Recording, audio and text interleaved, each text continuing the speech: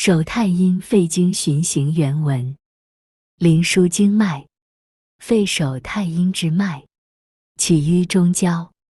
下络大肠，还循胃口，上膈属肺，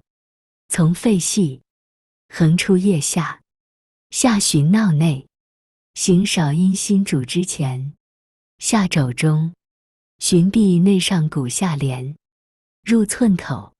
上俞，循鱼际，出大指之端，其支者，从腕后，直出次指内廉，出其端，手太阴肺经，其始于中焦胃部，向下落于大肠，回过来沿柱胃上口，穿过膈肌，属于肺脏，从肺系、气管、喉咙部横出腋下，中府、云门，下循上臂内侧，走手少阴，手厥阴经之前，天府、狭白，下向肘中、尺泽，沿前臂内侧桡骨边缘，孔最，进入寸口，桡动脉搏动处，经渠、太渊，上向大鱼际部，沿边际、鱼际，出大指的末端，少商，它的支脉，从腕后列缺，走向食指内，桡侧，出其末端，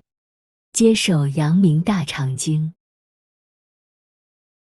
手太阴肺经病后原文。灵枢经脉，是动则病，肺胀满，怦怦而喘咳，缺盆中痛，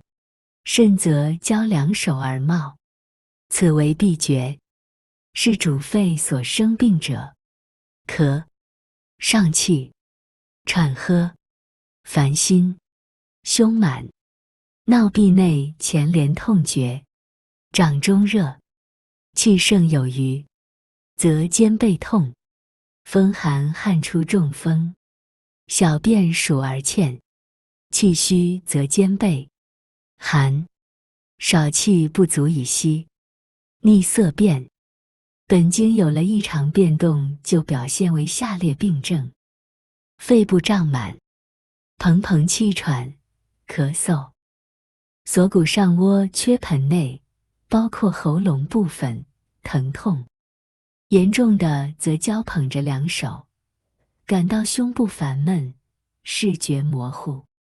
还会发生前臂部的气血阻逆如厥、麻木、疼痛等症。本经所属数穴能主治有关肺方面所发生的病症，如咳嗽、气上逆而不平、喘息气粗、心烦躁不安、胸部满闷、上臂、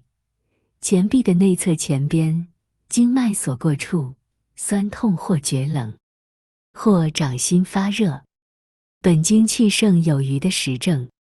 多见肩背疼痛，感冒风寒自汗出，伤风，小便频数，口鼻虚气。本经气虚不足的虚症，多见肩背疼痛怕冷，气短，呼吸急促，小便的颜色异常，